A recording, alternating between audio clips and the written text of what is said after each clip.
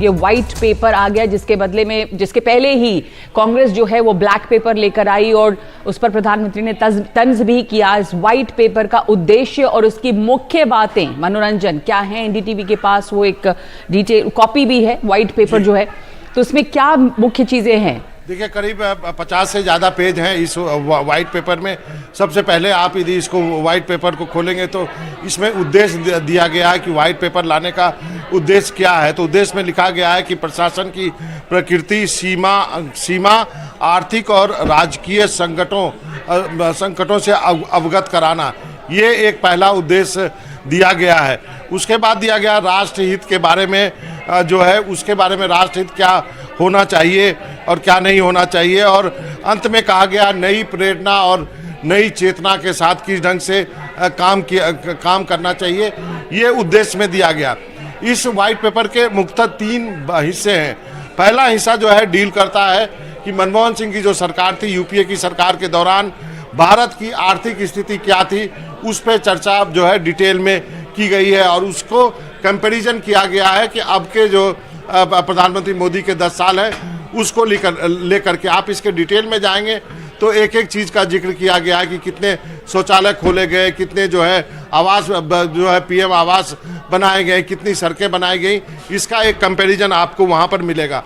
दूसरा भाग जो है इसका जो व्हाइट पेपर का वो डील करता है यूपीए सरकार के दौरान हुए घोटालों का, और इसमें पूरे विस्तार से सारे घोटाले से लेकर के जितने भी 2G और बाकी जो घोटाला हुआ उन सब का डिटेल जो है दिया गया है। और इसका तीसरा भाग जो है उसमें ये दिया गया है कि किस ढंग से मौजूदा सरकार ने अर्थव्यवस्था कैसे बदली, देश की छवि का किस तरह से पुनर्निर्माण किया। तो ये 3 अहम भाग हैं इस व्हाइट पेपर के। जी जी, धन्यवाद आपका। मनोरंजन हमारे साथ वसुधा वेणुगोपाल जुड़ रही हैं। वसुधा, आपने हमें भेजा भी सबसे पहले कि ये वो जो व्हाइट पेपर है उसकी कॉपी, इसमें जो मुख्य बातें हैं, यूपीए के कार्यकाल पर ये व्हाइट पेपर लाई है सरकार, उसमें सरकार की एक बड़ी बात जो कुछ कही गई है, उसमें जो जिस तरह की हेल्दी इकोनॉमी इनहेरिट की थी यूपीए ने, लेकिन जिस तरह की अर्थव्यवस्था छोड़ी और जो एनडीए को मिली उस पर काफी कटाक्ष है। मुख्य मुद्दे उसमें क्या हैं जिस पर कल बहस होनी है? हेलो, यस, तो देखिए, ये जो रिपोर्ट है इसके कई भाग हैं। तो first of all macro economy हो गया, या ईज ऑफ लिविंग हो गया, या तो फिर वेलफेयर स्कीम्स हो गया।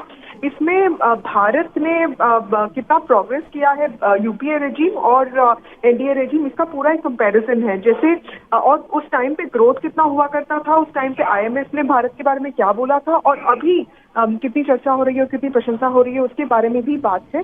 सबसे ज्यादा मुख्य इस बात पे गौर किया गया है कि उस टाइम पे फ्रैजाइल इकोनॉमीज में भारत की गिनती होती थी, और अभी भारत जो है largest economy, fastest growing economy बन चुका है।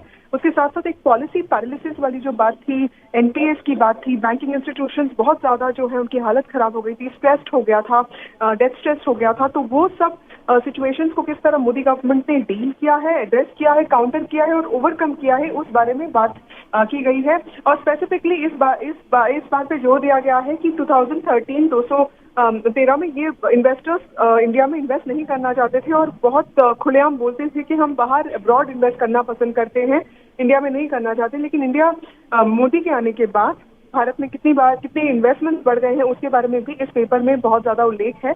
ये पॉलिटिकल मामला है, इसमें डायरेक्टली कांग्रेस को काउंटर करने की कोशिश की गई है बीजेपी की तरफ से। तो दिस इज ऑल्सो एक तरीके से 2024 का एक पॉलिटिकल टोन भी सेट करता है इकोनॉमी के कॉन्टेक्स्ट। तो आज ये सिर्फ टेबल हुआ है वसुधा, और इस पे कल चर्चा होनी है?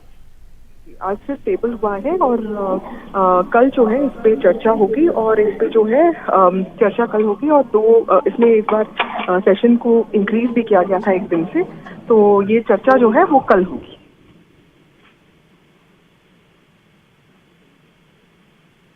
धन्यवाद आपका वसुधा। हमारे साथ हमारे सहयोगी प्रशांत भी जुड़ गए हैं। प्रशांत, इसको लेकर पहले ही विरोध, व्हाइट पेपर टेबल कर दिया गया है, यह श्वेत पेपर जो है जो यूपीए के कार्यकाल पर सरकार लेकर आई है, और इसके हिस्से हैं 3। ये भी हमने अपने दर्शकों को बताया है। एक हिस्सा यूपीए के 10 साल के कामकाज पर है, और उसमें बताया गया है कि किस तरह से इकोनॉमी अच्छी थी, लेकिन एक ऐसे दौर में जब इकोनॉमिक प्रोग्रेस हो सकता था बहुत ज़्यादा बदहाल कर दी गई अर्थव्यवस्था और एनडीए को एक बहुत बुरी अर्थव्यवस्था मिली।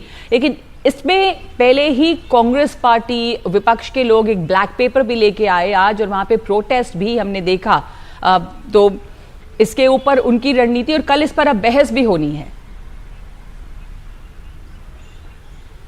जी बिल्कुल, देखिए पहले मैं एक अपडेट दे दूं कि कल इस पर लोकसभा में बहस होगी, और जैसा अभी वसुधा बता रही थी कि दोनों सदनों का कार्यकाल एक एक दिन बढ़ाया गया है, यानी शनिवार को भी दोनों सदनों की कार्यवाही होगी। तो राज्यसभा में परसों यानी शनिवार को इस पर दिन भर मुझे लगता है इस व्हाइट पेपर पर बहस होगी। तो सरकार की मंशा बिल्कुल साफ है, चुनाव का समय है, और लगातार चूंकि सरकार पर विपक्ष की ओर से ये हमला किया जाता रहा था कि चाहे वो बेरोजगारी का मुद्दा हो, महंगाई का मुद्दा हो, विपक्ष ये कहता रहा था कि सरकार आर्थिक मोर्चे पर विफल रही है। तो अब सरकार ने अपनी मंशा बिल्कुल साफ कर दी है। उसने एक तुलनात्मक एक रिपोर्ट पेश कर दी है कि यूपीए के 2004 से 2010 के बीच में क्या हुआ, और 2014 से 2024 के बीच में जिस तरह की अर्थव्यवस्था यूपीए सरकार छोड़कर गई थी, 2014 में मोदी सरकार आने के बाद उसको पटरी पर लाने के लिए क्या क्या कदम उठाए गए, उसका कितना फायदा हुआ। और इस रिपोर्ट में हालांकि बिल्कुल अभी प्राथमिक स्तर पर हम लोग प्राथमिक तौर पर इस रिपोर्ट को देख पाए हैं रंगमा, आप समझ सकते हैं कि बहुत लंबी रिपोर्ट है, लेकिन इसमें आगे क्या क्या सरकार करने वाली है मुझे लगता है उसका भी एक लेखा जोखा इस रिपोर्ट में दिया गया है। हम लोग आगे इसमें और देखेंगे। तो जो बहस होगी अगले 2 दिनों में, आप बिल्कुल तय मानिए रंगमा कि जिसको बोलते हैं पॉलिटिकल हीट, वो बढ़ेगा और एक दूसरे पर आरोप प्रत्यारोप भी लगेगा। लेकिन सरकार की मंशा बिल्कुल साफ है कि वो बताना चाहती है कि जिस तरह की अर्थव्यवस्था मोदी सरकार को मिली थी विरासत में, उससे कहीं आगे ले जाकर सरकार उसको ले जा चुकी है, और भी क्या क्या कदम उठाए जाएंगे 2 दिनों की चर्चा में आपको बिल्कुल देखने को मिलेगा। तो कल लोकसभा में इस पर दिन भर चर्चा होगी, और परसों यानी शनिवार को राज्यसभा में इस पर चर्चा होगी, और वित्त मंत्री निर्मला सीतारमण चर्चा का जवाब देंगे। जी धन्यवाद प्रशांत। हमारे साथ राजीव रंजन भी जुड़ गए हैं, हमारे सहयोगी। काफी इसको लेकर हलचल है राजीव, और पहले ही ब्लैक पेपर कांग्रेस इस पर लेकर आई, लेकिन यूपीए के कार्यकाल पर व्हाइट पेपर टेबल कर दिया गया है। कल इसमें लोकसभा में बहस होगी और उसके बाद राज्यसभा में भी बहस होगी। इसमें जो मोटी तौर पे नजर आ रहा है कि यूपीए सरकार के दौरान किस तरह से अर्थव्यवस्था को बिगाड़ा गया, बल्कि ये भी लिखा गया है कि रिजर्व बैंक की रिपोर्ट ने भी यूपीए सरकार द्वारा जो अत्यधिक राजस्व व्यय को इंगित किया है। तो कुल मिलाकर ये बताया जा रहा है कि उस समय अर्थव्यवस्था बहुत चरमरा गई थी, और वही अर्थव्यवस्था इनहेरिट की है एनडीए ने, जिसे कि इसमें उसके बाद शायद राजीव ये भी है कि पिछले 10 सालों में किस तरह अर्थव्यवस्था को संभाला और सुधारा गया है। बिल्कुल सही कह रहे हैं, और यही बात बीजेपी बार बार कह रही थी। बीजेपी का ये कहना था कि हम श्वेत पत्र जो है तभी लेकर आए हैं जब कांग्रेस लगातार ये आरोप लगाती रही है, एनडीए सरकार पर आरोप लगाती रही है कि हमने अर्थव्यवस्था की हालत खराब कर दी, महंगाई बढ़ गया है, बेरोजगारी बढ़ गया है, दूसरी कई सारी समस्याओं के लिए वो एनडीए को जिम्मेदार ठहराते रहे।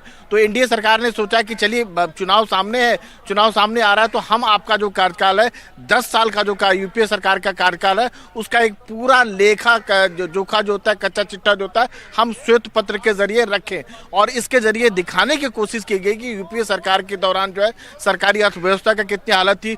महंगाई जो थी उस समय डबल डिजिट में था, आज महंगाई जो कंट्रोल में है, सिंगल डिजिट में है। तो इस तरह से तमाम चीजें, बैंकिंग व्यवस्था को दिखाया गया, अर्थव्यवस्था की बात की गई, और यह भी दिखाया गया कि आज दुनिया के जो भारत की जो अर्थव्यवस्था है वो 5वीं सबसे बड़ी अर्थव्यवस्था बन चुकी है। और यूपीए सरकार अगर इस रफ्तार से बात करते तो यहाँ तक पहुंचने में ही और कई साल लग जाते।